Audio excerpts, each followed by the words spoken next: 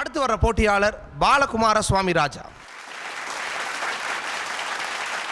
இளைய சக்தியின் ஆற்றல் சக்தியாக இருக்கிற விளையாட்டுத்துறையில் அவர்கள் எதிர்பார்த்த முன்னேற்றம் இன்னும் கிடைக்கல. எதிர்காலத்தில் அவர்கள் எப்படி அந்த துறையில் ஜொலிக்கவோ இல்லை அவர்கள் குடும்பத்தை வளப்படுத்தவோ அரசு எந்த அளவுக்கு உதவிக்கரம் நீட்டும்.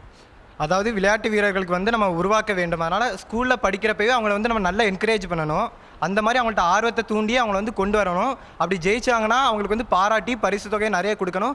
கவர்மெண்ட் ஜாபில் அவங்களுக்குன்னு தனி கோட்டாவெல்லாம் கிரியேட் பண்ணி அவங்களுக்கு நல்லா வேலையை கொடுக்கணும். முதல்வரையா இதெல்லாம் இங்கே இருந்துக்கிட்டு தான் இருக்குது. கோட்டாவில் வேலை கொடுக்குறதா இருக்கட்டும், விளையாட்டுத்துறைக்கு இல்லை இந்த மாதிரி பரிசு கொடுக்குறது, பல லட்சங்களை கொட்டி கொடுக்குறதெல்லாம் இருந்துக்கிட்டே இருக்குது. சின்ன சின்ன ஊட்டச்சத்தே இல்லை அப்படின்னு சொல்கிற ஆப்பிரிக்க கண்டத்து நாடுகள்லாம் 4-5 கோல்டு வாங்குறாங்க.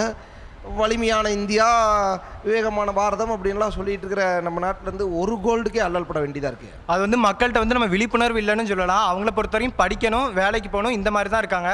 விளையாட்டில் அவங்களுக்கு மேலே விழிப்புணர்வு கொண்டு வரணும். அப்படியுமே அரசியல்வாதிகளும் கொஞ்சம் அவங்கள என்கரேஜ் பண்ணுற மாதிரி நிறைய விஷயம் பண்ணணும். அப்படி பண்ணால் அவங்களுக்கும் ஆர்வம் வரும், அவங்களும் வருவாங்க. நம்ம அப்படி சொல்ல முடியாது. ஏன்னா அந்த கலைக்கூத்தாடிகள் இருக்காங்க இல்லையா, ஆமாம், அந்த பிள்ளைகள் ஜிம்னாஸ்டிக் அழகாக பண்ணும். ஆனால் நம்ம வந்து அதை கலைக்கூத்தாடியாகவே பார்த்துட்டு இருக்கோம். அவங்கள வந்து ப்ரொமோட் பண்ணுறதுக்கு நம்ம என்ன திட்டம் வச்சுருக்கோம்? நம்ம அதெல்லாம் பார்க்குறதே இல்லையே.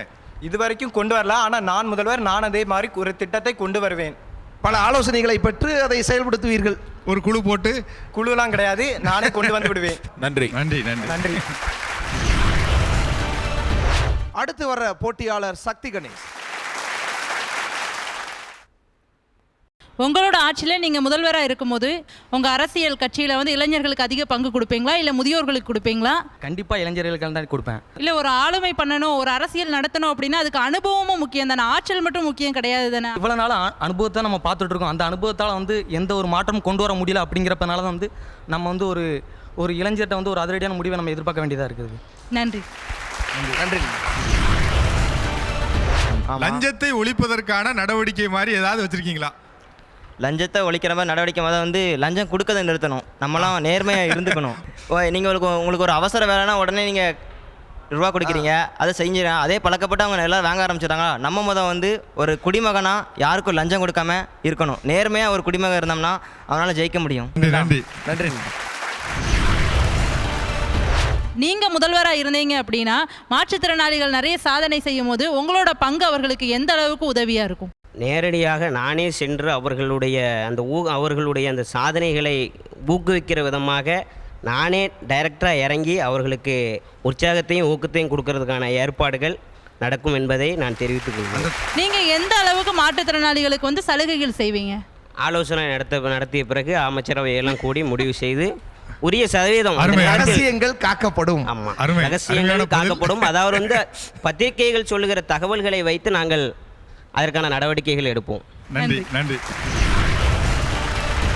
உங்களுடைய அரசு யாரை மாதிரியான அரசாக இருக்கும்? மக்களுக்கு நல்ல திட்டங்கள், விவசாயத்தை மேன்மைப்படுத்தணும். என்னோட தொலைநோக்கு பார்வை வந்து தொலைக்காட்சி இருக்கிறத விட கீழ் மட்டத்தில் இருக்கிறத முதல்ல பார்க்கணும். தனியார் மயமாதல கண்டிப்பாக தவிர்த்துடுவேன். அரசுடைமையாக்குவீங்க எல்லாத்தையும்? எஸ். அதாவது இதய சம்பந்தமான விஷயத்துக்கு அரசு மருத்துவமனை நல்லா இருக்கு. சாதாரணமான காய்ச்சல் தலைவலிக்கு கூட அது மாதிரியான ஒரு நல்ல சிகிச்சை கொடுக்கக்கூடிய அளவிற்கு இன்னும் மாறல. அதை நீங்க மாற்றுவீங்களா?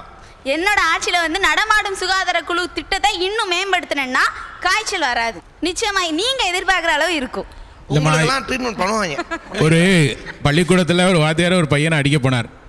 அவன் கையெட்டி பிடிச்சிட்டு அடிக்கிற சொல்ல நம்மகிட்ட வச்சுருங்க சார் 10,000 டொனேஷன் கொடுத்துருக்கேன்னா. வாத்தியார் செவுட்டில் ஒரு எழுப்புல தின்னார், 1 லட்ச ரூபா எடுத்து வேலை வாங்கியிருக்கலான்னார்.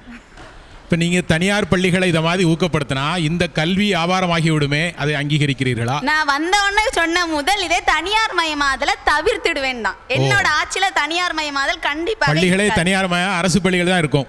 எஸ். அரசு பள்ளிகளுக்கு முதல்ல கட்டடமே இல்லையே. என்னோட அரசியல் கட்டமைப்பு வந்த உடனே கட்டடம் வந்துடும். கட்டமைப்பு வந்த உடனே கட்டடம் வரும். நன்றி நன்றி நன்றி நன்றி. மதுவிலக்கு சம்பந்தமாக உங்களுடைய கருத்து என்ன? மதுவிலக்குங்கிற வந்து உண்மையிலே விலக்கு வந்து செய்ய வேணும். அது மூலியமாக உள்ள வருவாய் வந்து வேறு ஏதாவது வழியில் வந்து பார்க்கணுமே தவிர இந்த மதுவிலக்கின் மூலமாக வந்து இந்த வருவாயை வந்து எதிர்பார்க்குறது வந்து நல்லதில்லை. என்னோட ஆட்சியில் இந்த மதுங்கிற இது இருக்காது அப்படின்னு வந்து சொல்ல வரேன். இருக்காது. இருக்காது. சரி, நன்றி நன்றி நன்றி. அரசியல் இருக்கிறவங்க மட்டும் 75, 80, 85, 90 வயசுல எல்லாம் ஆட்சிக்கு வராங்க. அரசு ஊழியர்களுக்கெல்லாம் 58, 60 இருக்குன்னு. வயது உச்சவரம்பு இதுக்கு மேல நீங்க போட்டியிடக்கூடாது அப்படின்னு எதுவும் கண்டிப்பாக வயது உச்சவரம்பு அடிக்கப்படும். தகுதியின் பெயரில் தான் பதவிகள் வழங்கப்படும். இல்லை, சில திறமையான நேர்மையான அதிகாரிகள் பந்தாடப்படுகிறார்கள். உங்களது ஆட்சியிலே பந்தாடுவீர்களா இல்லை சொல்லி முடிச்சிருவீங்களா? அவர்களை பந்தாடுவேன். எப்படி என்றால் மக்கள் பணிக்காக பந்தாடுவேன். திறமையானவர்களை தேவையுள்ள இடத்திற்கும் திறமையற்றவர்களை தூக்கி எறிவதற்கும். சபாஷ். வேலை பார்க்காதாலும் ஒரே இடத்துல உட்காந்துட்டு இருப்பாரு இல்லையா? அவரை பதவி விட்டே பந்தாடி விடுவேன். சாதியை ஒழிக்கிறதுக்காக என்னென்ன வழிமுறைகளை வந்து மேற்கொள்வீங்க? முத்தாய்ப்பான ஒரே ஒரு வழிமுறை மட்டும் சொல்லுங்கள். இதோட அடித்தளம் எங்கே அமையுது அப்படின்னா ஸ்கூல் லைஃப்பில் தான் ஸ்கூலில் ஆரம்பிக்கும்போது ஸ்கூலில் வந்து முறையான கல்வி முறை, சாதி மதம் இதெல்லாம் வெறுக்குத மாதிரி ஒரு பாடத்திட்டம் அதை பின்பற்றாமல் அதனால் பின்பற்றனால வருத சமூக அவலங்கள் இதெல்லாம் விலக்கி ஒரு பாடமாக அவங்களுக்கு சேர்த்துக்கிட்டோம்னா ஜாதியை நம்ம ஃபுல்லாக தடை பண்ணிடலாம். ஜாதி சான்றிதழ் ஒழிப்போன்னு ஒருத்தவங்க சொன்னாங்க. ஜாதியை ஒழிச்சோம்னா ஓசியாக உயர் ஜாதியாக இருக்குதவங்க ஒரு டாக்டரோட பையன் மறுபடியும் டாக்டராக தான் ஆவான், ஒரு இன்ஜினியரோட பையன் மறுபடியும் இன்ஜினியராக தான் ஆவான். ஆனால் ஒரு கூலி தொழிலாளியோட மகன் மறுபடியும் கூலி தொழிலாளியாக தான் இருப்பான். இந்தியாவில் வந்து எல்லா இடத்துலையும் அனைத்து மக்களுக்கும் சமூக நீதிங்கிறது கிடைக்கிற வர இடஒதுக்கீடுங்கிறது காலத்தின் கட்டாயம் மட்டுமில்ல அரசின் கடமையும் கூட. சபாஷ் சபாஷ். நன்றி நன்றி நன்றி. அடுத்த போட்டியாளர் மைக்கேல். படித்த கல்வியாளர்கள் நிறைய கல்வியாளர்கள் இருக்காங்க. திருடுறதுக்கு எல்லாத்துக்கும் சொல்லிக் கொடுக்கறது முதல்ல மேலே இருக்கிற முதல்வர்கள் எல்லாம் இல்லை, அதுக்கு தெளிவாக கணக்கு போட்டு கொடுக்கறதுல இருந்து இப்படித்தான் திருடணும், இப்படி மறைக்கணும்னு சொல்கிறது படித்த கல்வியாளர்கள் தான். இது யாரும் மறக்க முடியாது. இப்படியெல்லாம் நடக்குமா அப்படின்னு கற்பனை பண்ணி தமிழ்நாட்டுக்குள்ளே நடந்துக்கிட்டு இருந்திருக்குது. நம்மளும் யாரும் அதை பற்றி கண்டுக்கிடலை. சரி, கண்டுக்கிடலை, நடந்துருச்சு. எப்படி ஒரு பஸ்ஸில் ஓட்ட விழுந்து குழந்தை விழுந்துச்சோ அதை மறந்தோமோ, கும்பகோணத்தை மறந்தோமோ, இன்னும் ஈழத்தை மறந்தோமோ, நமக்கு முன்னாடி நடந்துக்கிட்டு இருக்கிற ரோடு போடுறதுலேருந்து எல்லாமே இருக்கிற ப்ராடுகளை காதில் கேட்டாலும் இப்படி நிற்க நேரம் இல்லாமல் போனோமோ, அதே மாதிரி இதையும் நம்ம மறந்துக்கிட்டு தான் இருக்கிறோம். இப்போ வரைக்கும் எந்த உணர்வும் இல்லை. கடந்தவை கடந்தவையாக இருக்கட்டும், நடந்தவை நடந்தவையாக இருக்கட்டும். சரி, உங்கள் ஆட்சி காலத்தில் நடப்பவை எப்படி இருக்கும்? நிச்சயமாக அதான் சொன்னேன்ல, உட்காரக்கூட உடனேக்குடன் என்ன மாற்றங்களை செய்யணுமோ அதை உடனேக்குடனே செய்யணும்.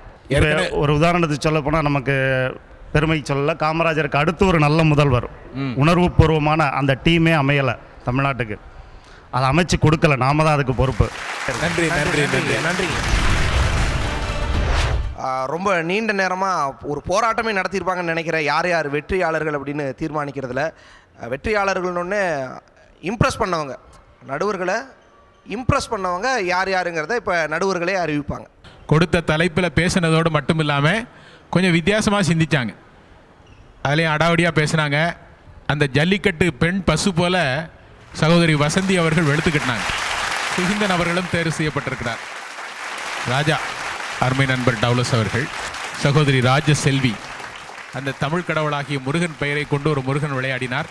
ஆக 6 முகம் என்றால் அழகு, அந்த அழகன் என்றால் முருகன், அந்த முருகனின் முதல் பெயர் தமிழ் கடவுள். அந்த தமிழ் வளர்த்த நெல்லை பூமியிலிருந்தும் 6 நபர்கள் தேர்ந்தெடுக்கப்பட்டிருக்கிறார்கள். இந்த 6 பேரும் நெல்லை சார்பில் சென்னையில் நடக்கிற அடுத்தடுத்த சுற்றுகளில் கலந்துக்க போகிறவங்க. இந்த 6 பேர்லேருந்து சொல்ல முடியாது, யாராவது ஒருத்தர் முதல்வராக கூட ஆகலாம். உங்கள் 6 பேருக்குள்ளேயும் அந்த போட்டி இருக்கும். அதை தாண்டி தமிழகத்தின் மற்ற பெரிய நகரங்களான சென்னை, கோவை, திருச்சி, மதுரை, சேலம்னு மற்ற நகரங்கள்லேருந்து செலக்ட் ஆகி வரப்போகிறவங்களோட உங்களுக்கு ஒரு பெரிய மோதல் இருக்கும். உங்களுடைய அந்த அடுத்த சுற்றுகளுக்காக நாங்கள் காத்துக்கிட்டு இருக்கோம். நெல்லை நேர்முக தேர்வில் 6 பேர் அடுத்த சுற்றுக்கு முன்னேறி இருக்காங்க. அதோட நாளைக்கு நடக்கிற சேலம் நேர்முக தேர்வோட உங்களை சந்திக்கிறேன். இது ஜூட். உங்களில் யார் முதல்வர்? தாய்மொழி எங்கே உதாசீனப்படுத்துகிறதோ அங்கே இனம் அழிந்துவிடும். நான் கேட்குறேன், சிகரெட்டை நீங்கள் நிறுத்திடுவீங்களா? நான் குடிக்கிறதே இல்லை சார். இல்லை நீங்கள் சட்டங்கள் போடுவது அரசாங்கத்தோட வேலை. அதுக்கு ஒத்துழைப்பு கொடுக்கறது நம்மளோட மக்களாகிய நாம முடிவு செய்ய வேண்டியது. ஒரு 5 வயசு சிறுமியை வீதியில கற்பழிக்கிற ஒரு காம கொடூரனுக்கு கண்டிப்பாக மரண தண்டனை அவசியம். அவங்க 2 பேர் தான் காரணமா? மக்கள் ஊழலுக்கு உள்ளாக்கப்பட்டார் என்பதுதான் என்னுடைய வேதனை.